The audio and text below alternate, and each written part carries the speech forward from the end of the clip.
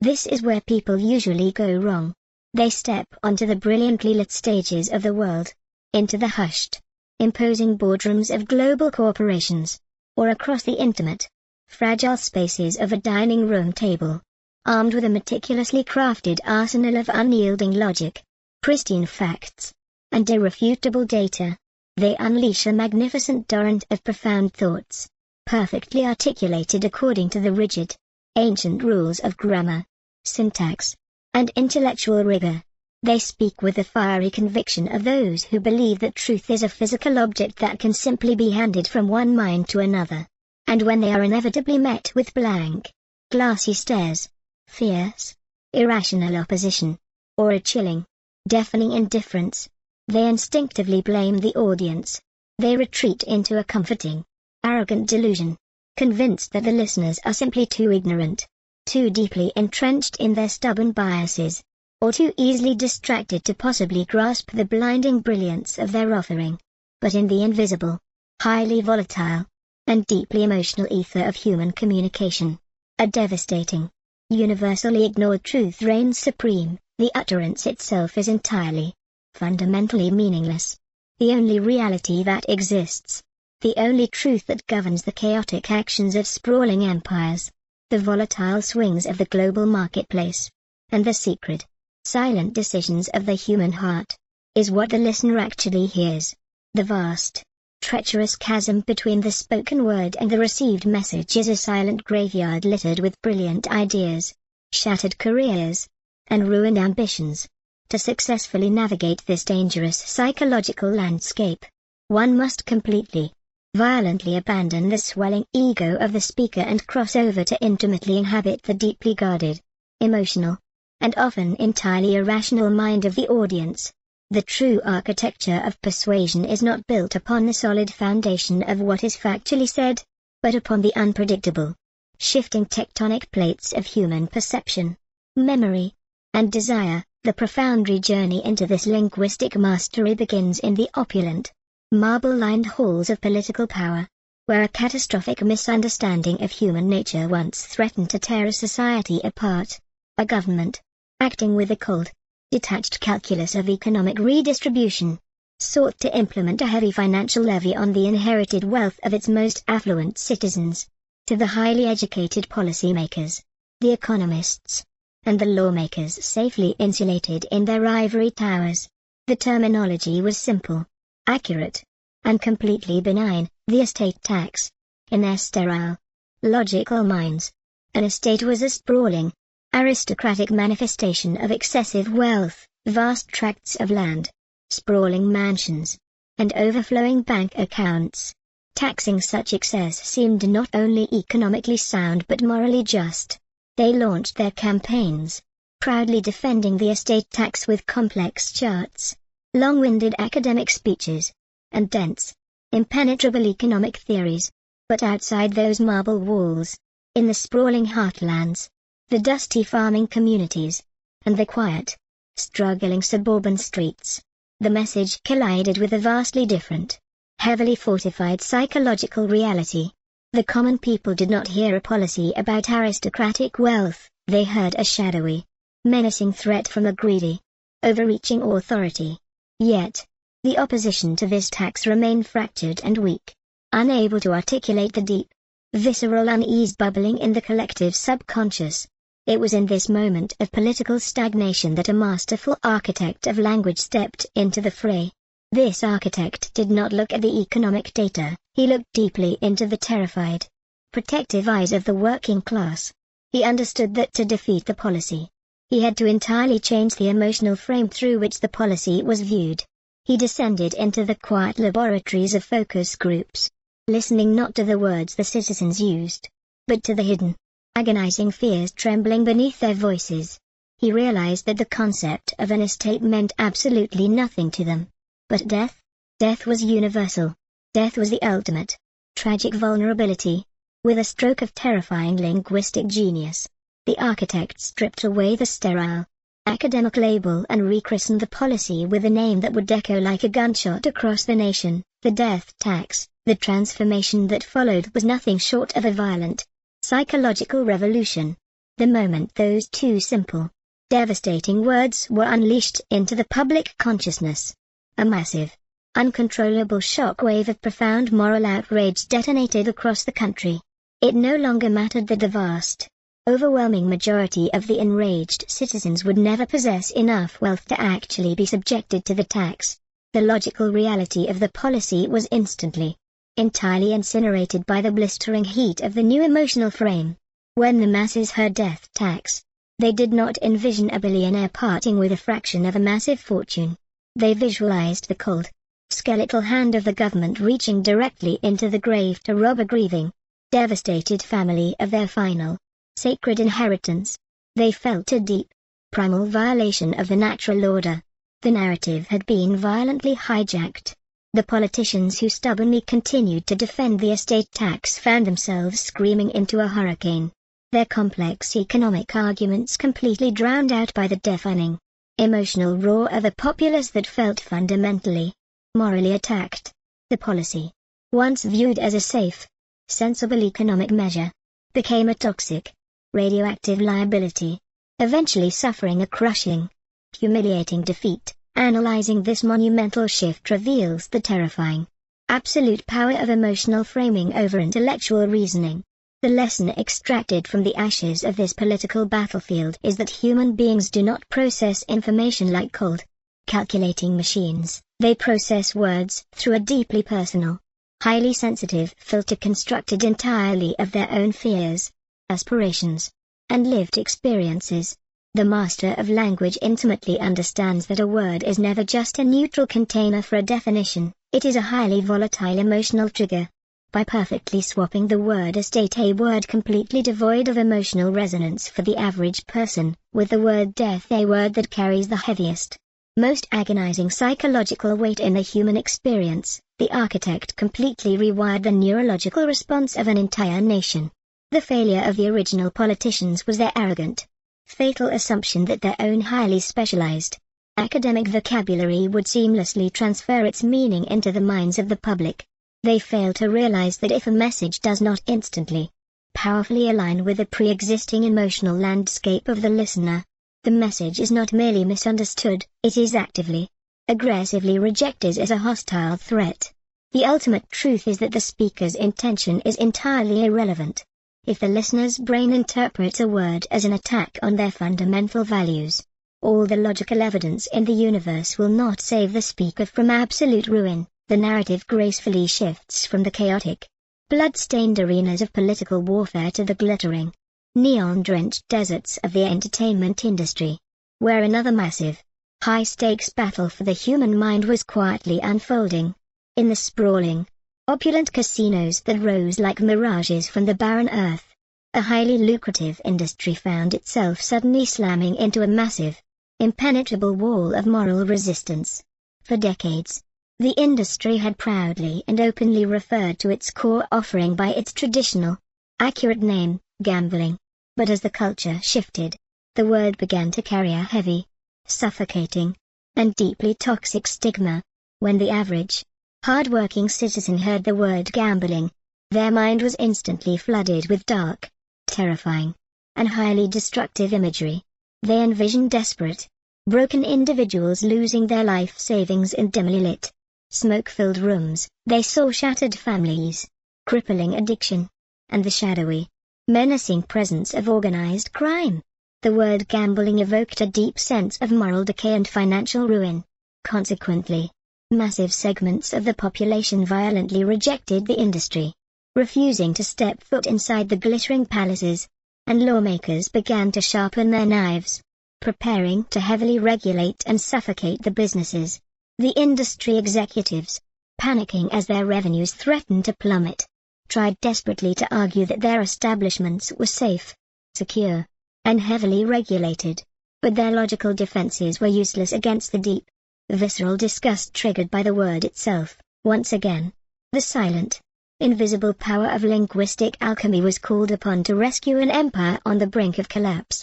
The masters of communication realized that they could not possibly change the dark, deeply ingrained cultural associations attached to the word gambling. The word was permanently stained. Therefore, the word had to be entirely, ruthlessly eradicated from the corporate vocabulary. The architects of language searched for a new vessel, a word that described the exact same physical activity but triggered a completely different, overwhelmingly positive neurological response. They found their salvation in a simple, innocent, and highly nostalgic term: gaming. The execution was swift, comprehensive, and absolutely brilliant. The neon signs were altered, the marketing campaigns were completely rewritten, and the internal corporate culture was forcefully retrained. The industry was no longer in the business of gambling, it was the premier destination for gaming. The psychological effect on the global consumer base was instantaneous and staggering. When people heard the word gaming, the dark, terrifying visions of addiction and ruin completely vanished, instantly replaced by light, joyful, and highly comforting imagery. Gaming evoked the innocent, carefree memories of childhood board games, the thrilling, harmless excitement of a sporting event, and the warm, connective joy of family recreation. It sounded safe, controlled, and fundamentally entertaining. The exact same physical action, placing a financial wager on a random outcome, was miraculously transubstantiated from a dark, sinful vice into a bright, acceptable form of mainstream entertainment. The moral resistance completely melted away.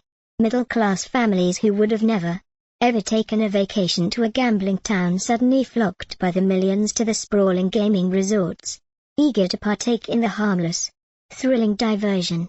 The massive, impenetrable wall of cultural stigma was effortlessly bypassed, not by fundamentally altering the product, but by completely repainting the psychological door through which the consumer entered. The profound analysis of this corporate resurrection exposes the incredible, almost magical power of linguistic categorization. The lesson here is that words act as the ultimate sorting mechanism for the human brain. When a word is spoken, the brain instantly, automatically categorizes the concept, placing it into a specific mental file folder that is permanently attached to a specific set of highly potent emotions. The word gambling was permanently filed under danger and vice. The word gaming was firmly filed under safety and play. The master communicator understands that if your product, your idea, or your personal identity is trapped in a negative mental category, you cannot forcefully argue your way out of it. You must elegantly, strategically change the label to trick the brain into moving the concept into an entirely new, positive category. This is not mere deception, it is a profound understanding of how human beings construct their reality. We do not react to the objective world, we react entirely to the linguistic map we use to describe that world. By changing the map, the industry completely changed the emotional destination of millions of people, proving that the right word can literally rewrite the moral code of an entire society. As the journey deeper into the mechanics of human persuasion continues, the narrative encounters the fundamental, often tragically ignored principle of absolute simplicity. The scene is a highly anticipated, globally televised press conference. A towering corporate giant, a brilliant CEO whose mind operates on the absolute bleeding edge of technological innovation, steps up to the microphones to explain a massive, highly controversial shift in his company's strategy. This man possesses a genius-level intellect, and he is deeply, aggressively proud of his vast, expansive vocabulary. He begins to speak, unleashing a dense, suffocating blizzard of complex, highly technical jargon. He speaks of synergistic paradigm shifts, asymmetrical optimization, and cross-platform architectural realignments. He believes that by using big, complicated, and highly academic words, he is projecting an aura of supreme, unassailable intelligence and commanding absolute, unquestioning authority. He expects the massive audience of journalists and the millions watching at home to be deeply awed by his towering intellectual capacity. But as the minutes agonizingly tick by, the atmosphere in the sprawling room turns incredibly cold, dark, and deeply hostile.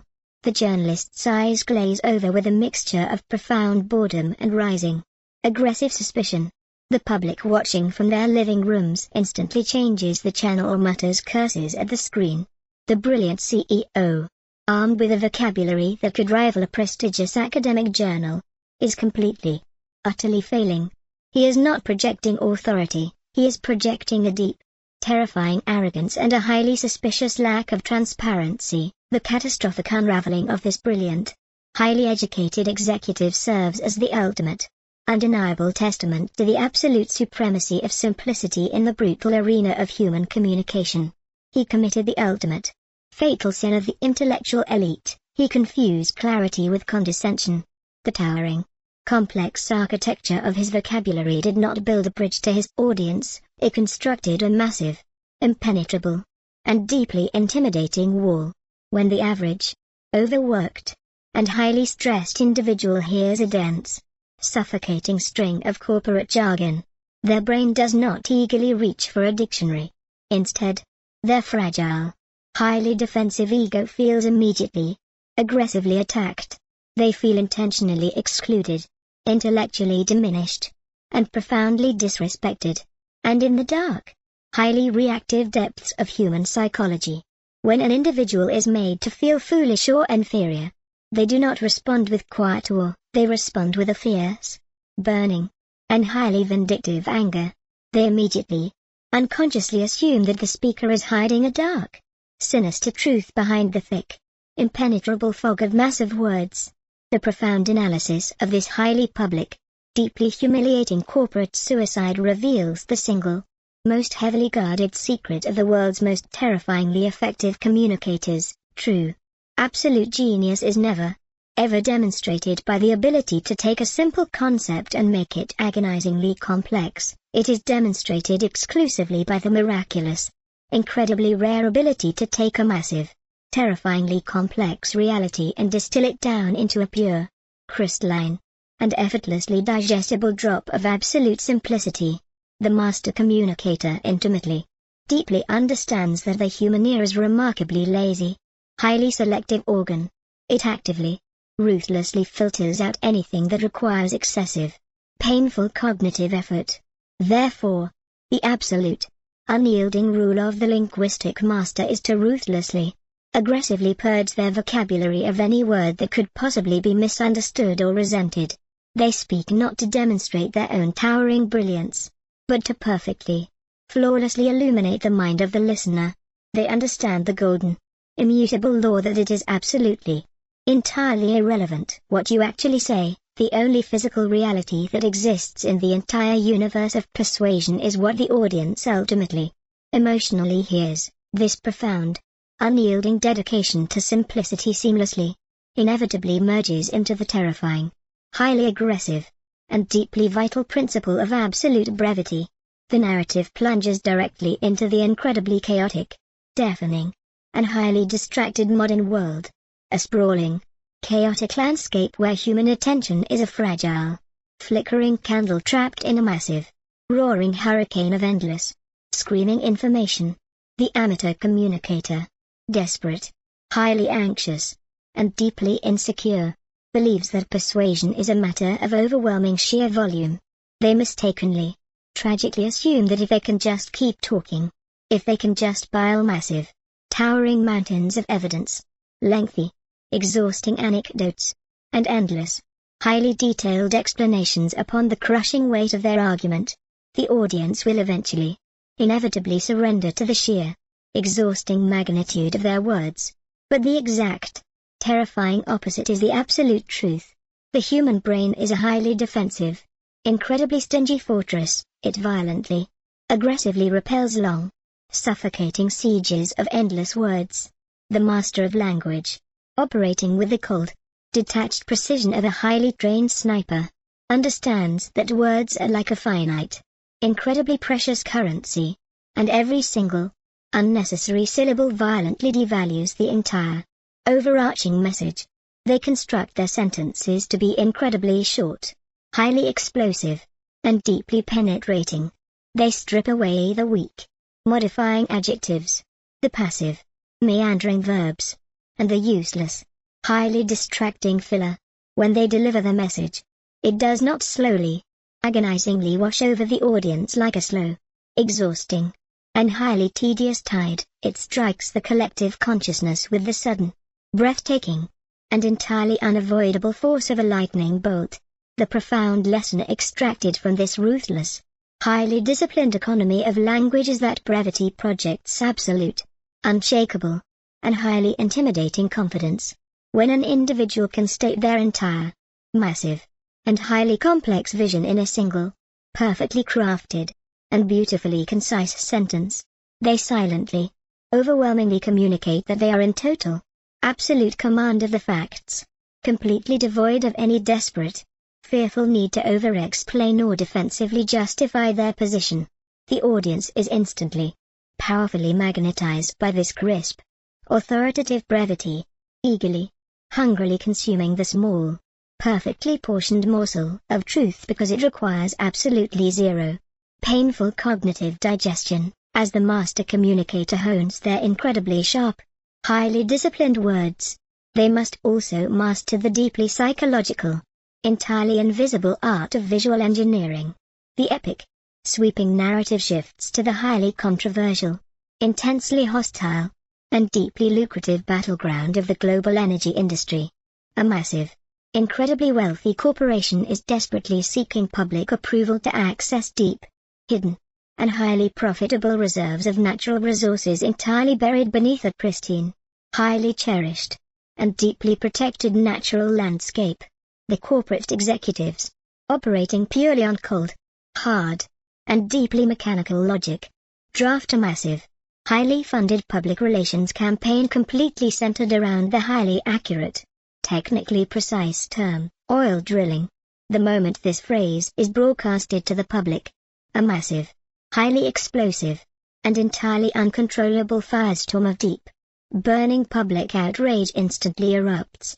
The words oil drilling do not simply convey a mechanical, industrial process to the human brain, they forcefully, violently project a highly vivid, incredibly dark, and deeply terrifying motion picture directly onto the sensitive, highly emotional screen of the public imagination.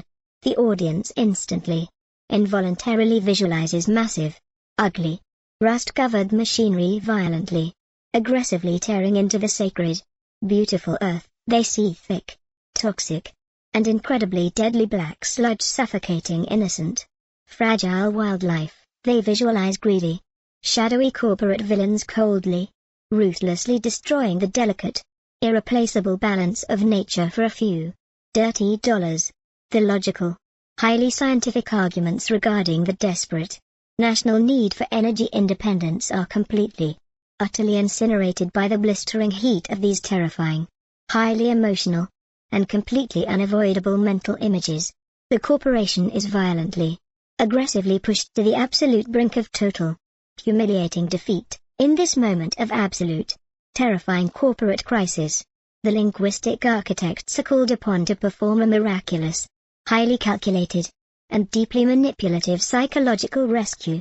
They realize, with chilling, perfect clarity, that you cannot fight a highly emotional, deeply terrifying mental image with cold, invisible, and completely abstract statistics.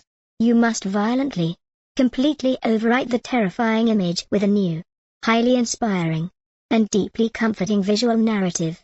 The term oil drilling is immediately, ruthlessly executed, completely banished from all corporate communication. In its place, the architects deploy a phrase of absolute, breathtaking psychological brilliance, energy exploration. The transformation in the public consciousness is instantaneous, profound, and utterly staggering. The phrase energy exploration does not evoke violent, toxic, and highly destructive imagery. Instead, it instantly, powerfully summons bright, highly inspiring, and deeply heroic visions into the minds of the audience. They visualize brave, highly educated scientists and bold, visionary pioneers venturing into the great, unknown frontier, utilizing clean, highly advanced, and deeply sophisticated technology to safely, responsibly secure bright, glowing future of civilization. The word energy evokes warmth, life, progress, and absolute necessity, completely stripping away the dirty, toxic, and highly visceral connotations of the word oil. The word exploration evokes a deep, ancient, and highly romantic human aspiration, completely replacing the violent, aggressive, and highly destructive violence inherent in the word drilling. The exact same physical, highly industrial action is still being proposed, but the emotional, highly visual framing has been completely, entirely revolutionized. The massive, impenetrable wall of public hostility miraculously, beautifully crumbles, replaced by a cautious, highly receptive, and deeply cooperative curiosity, proving definitively that words are not merely sounds vibrating in the air, they are incredibly powerful, highly vivid paintbrushes that violently, aggressively, and completely paint the emotional reality of the listener. The sheer, terrifying magnitude of this visual framing is further, incredibly deeply explored in the highest, most consequential, and intensely contested political battlefields regarding the very future, the absolute survival, of the entire planet. The sprawling narrative examines the massive, highly polarizing, and deeply emotional global debate surrounding the shifting temperatures of the Earth. For years, the passionate, highly educated, and deeply concerned environmental advocates utilize the highly aggressive, deeply alarming, and intensely terrifying phrase, global warming. This phrase was highly effective at generating massive, sudden bursts of absolute, sheer panic among the populace.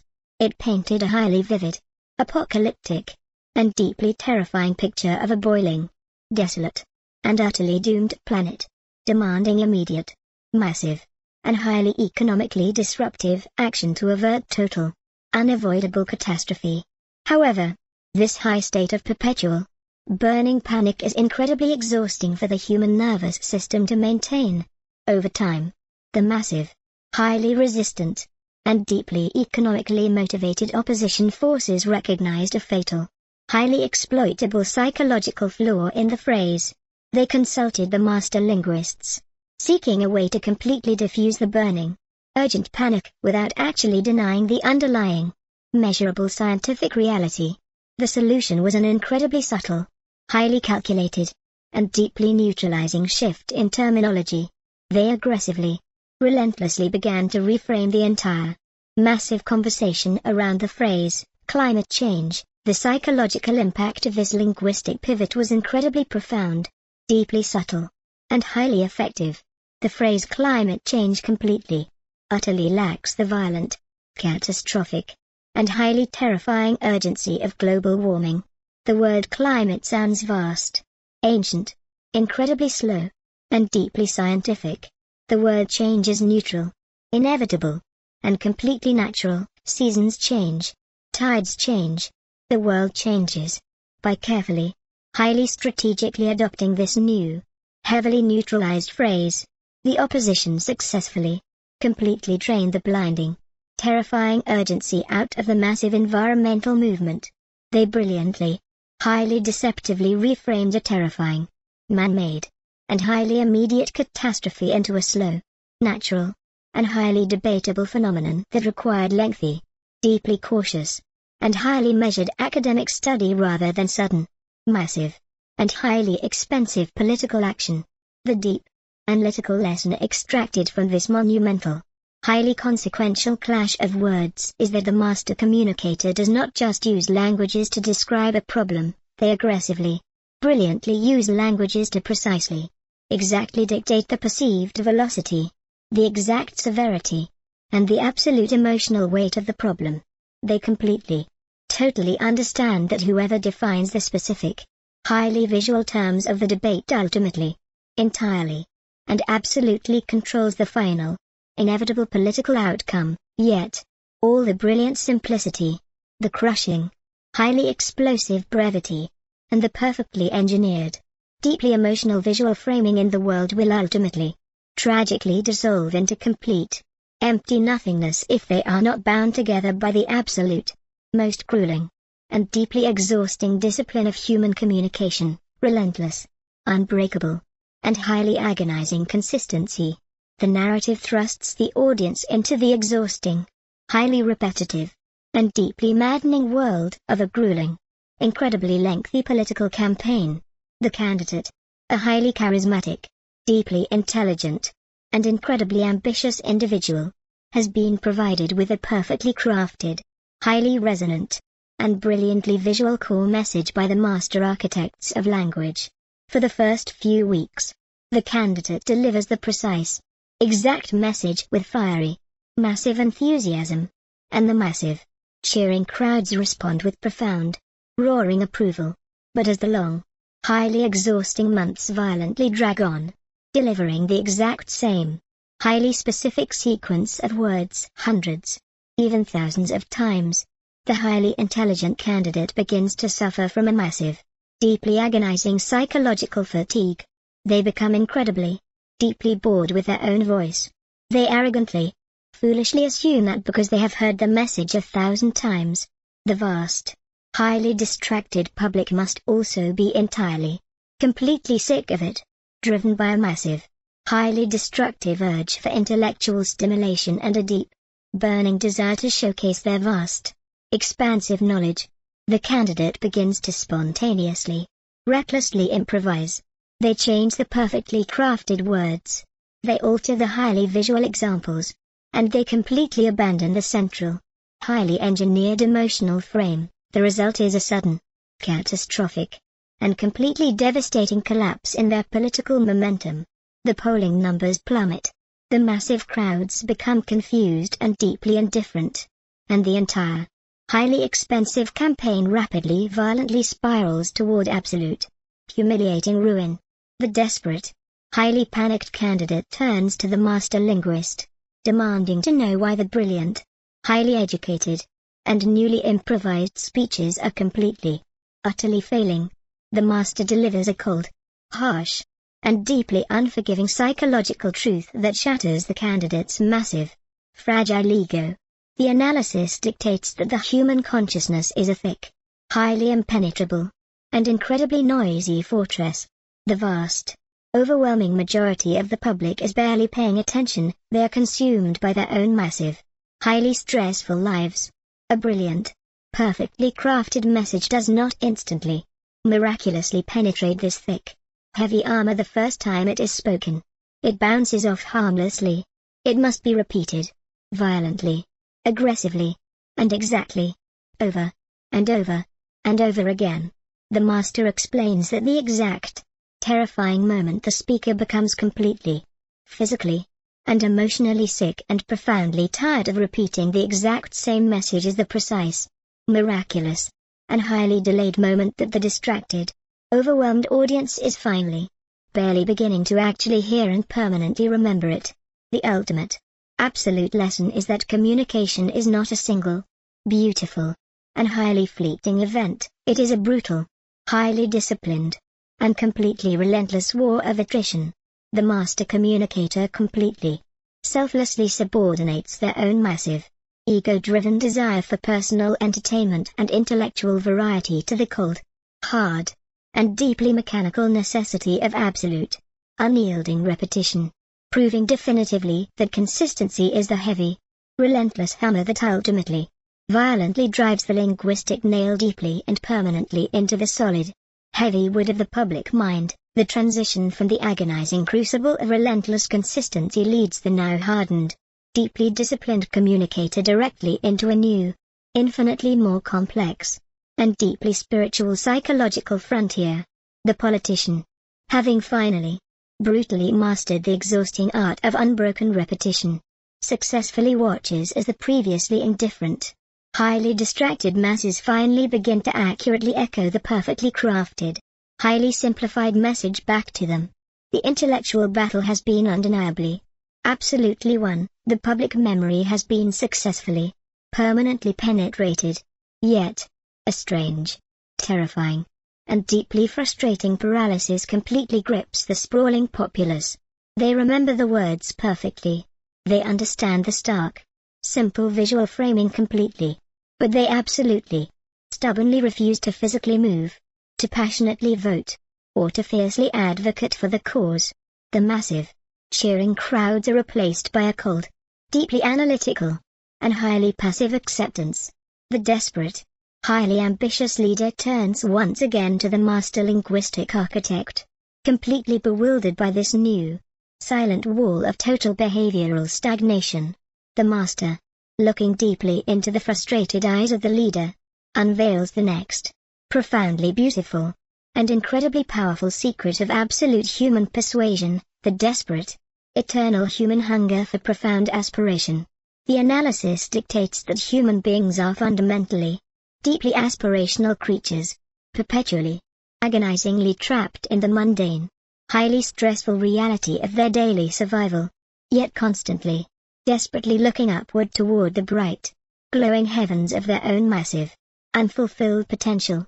When a speaker delivers a message that is merely factual, highly logical, and relentlessly consistent, they are only communicating with the cold, mechanical processing centers of the brain.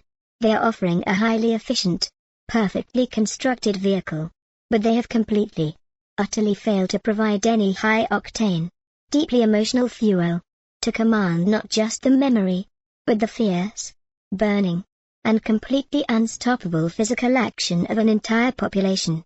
The master communicator must completely, brilliantly transcend the gritty, depressing reality of what currently is, and boldly, beautifully speak to the soaring, magnificent, and highly idealized vision of what could magically, inevitably be. The epic, sweeping narrative thrusts the audience directly into a highly pivotal, deeply consequential moment in human history, where a massive, incredibly powerful social movement is desperately attempting to completely overthrow a deeply entrenched, highly oppressive, and massively funded systemic injustice.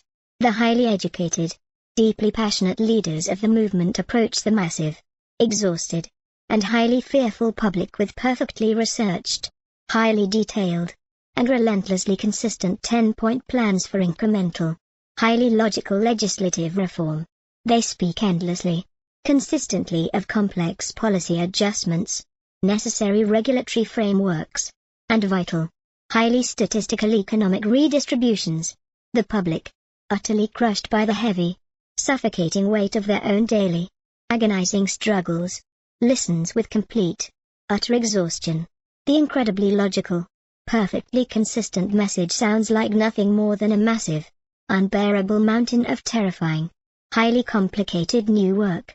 The movement begins to rapidly, violently stall, suffocating under the massive, crushing weight of its own cold, uninspiring, and highly academic intellect. It is in this exact, terrifying moment of absolute, impending failure that a singular, profoundly gifted master of language steps onto the massive, sun-drenched steps of history. This individual completely, ruthlessly discards the massive, highly detailed binders of complex policy proposals. They stand before a massive, sprawling ocean of desperate, highly anxious humanity, and they do not speak a single, solitary word about policy, regulations, or complex economic theory.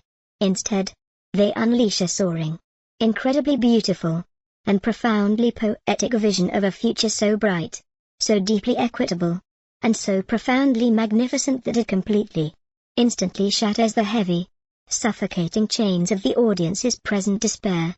They use language that aggressively, beautifully reaches past the tired, cynical, and highly defensive intellect, speaking directly, profoundly to the deep, burning, and highly aspirational soul of every single listener. They paint a vivid, highly emotional, and deeply irresistible picture of a society completely bypassing the deep, terrifying, and highly divisive realities of the present conflict. The staggering, completely overwhelming result of this highly aspirational, deeply visionary communication is the instantaneous, massive, and completely unstoppable mobilization of an entire generation.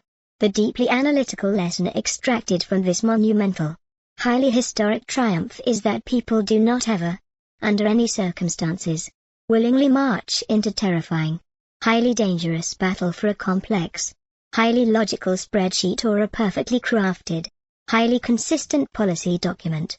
They march, they fiercely fight, and they willingly, joyfully sacrifice their very lives exclusively for a beautiful, highly aspirational, and deeply resonant dream. The absolute master of language knows that to truly, completely move the heavy, immovable mountains of human behavior, you must perfectly, flawlessly articulate the highest, most noble, and incredibly desperate hopes completely hidden within the deep, silent, and highly guarded sanctuary of the listener's heart. Yet, this magnificent, soaring, and deeply aspirational communication strategy inevitably encounters the absolute, most terrifying, deeply selfish, and profoundly impenetrable barrier in the entire, vast psychological landscape of human persuasion, the dark, cynical, and highly protective fortress of absolute self-interest. The narrative shifts violently from the soaring, bright heights of historical social movements to the cold, ruthless, and incredibly calculated world of massive, high-stakes commercial marketing. A towering, incredibly wealthy global corporation has spent billions of dollars perfectly engineering a massive, highly technological product designed to completely, fundamentally revolutionize the very fabric of daily human existence. They deploy the absolute greatest, highly expensive linguistic architects to craft a message of stunning simplicity, crushing brevity, perfect, relentless consistency, and soaring, highly aspirational vision. They broadcast this perfect, magnificent linguistic masterpiece to the entire, sprawling globe, fully expecting the massive, eager masses to instantly, completely surrender their wealth in exchange for the revolutionary miracle. But the massive, incredibly expensive campaign is met with a cold, deafening, and highly terrifying silence. The towering executives, completely panicked and deeply confused, demand to passionately know why their perfect, flawless, and highly aspirational message has completely, entirely failed. The master linguist delivers the incredibly harsh, deeply humbling, and entirely inescapable truth that absolutely shatters the corporation's massive, highly inflated ego. The master coldly explains that the entire, incredibly expensive message was fundamentally, fatally flawed because it was entirely, exclusively focused on the massive, towering greatness of the corporation and the incredible, highly complex brilliance of the product itself. The message had completely, utterly failed to explicitly, directly, and aggressively answer the single, most important, deeply selfish, and eternally burning question that absolutely dominates the forefront of every single human consciousness on the entire planet. Why does this matter to me? The profound, highly analytical lesson is that the human ego is an incredibly vast, entirely self-centered, and deeply paranoid universe. Every single piece of incoming information is instantly, violently interrogated by a highly sensitive, deeply selfish neurological security system that aggressively demands to know exactly, specifically how the information will directly, materially, and immediately benefit the individual listener. If a message, no matter how perfectly simple, relentlessly consistent, or beautifully aspirational, fails to instantly, clearly, and highly personally demonstrate massive, undeniable relevance to the listener's own highly specific, deeply stressful daily life, the message is instantly, ruthlessly discarded as completely, entirely meaningless noise. The master communicator intimately, profoundly understands that absolute, undeniable relevance is the only true, completely effective key that unlocks the massive, heavy vault of human attention. They meticulously, carefully construct every single, perfectly chosen word not to boast about the immense, towering features of the offering, but to deeply, emotionally, and highly aggressively illustrate exactly how the offering will miraculously, instantly, and completely solve the deep, agonizing, and highly specific pain points currently tormenting the exact, specific individual standing directly in front of them. As the sprawling, deeply psychological, and incredibly intense journey reaches its absolute, magnificent, and highly philosophical zenith, the ultimate, terrifying, and completely inescapable paradox of all human communication is finally, dramatically revealed in its raw, blinding, and absolute entirety. The protagonist, having completely, flawlessly mastered the absolute discipline of stunning simplicity, crushing brevity, highly evocative visual framing, relentless consistency, soaring aspiration, and deeply piercing, highly personal relevance, steps onto the ultimate, final stage of absolute, global influence. They are fully prepared to deliver the absolute, most perfect, highly engineered, and deeply psychological message ever entirely conceived by the human mind. They possess the exact, magical linguistic keys to completely, effortlessly unlock any human heart and absolutely, entirely command any human action.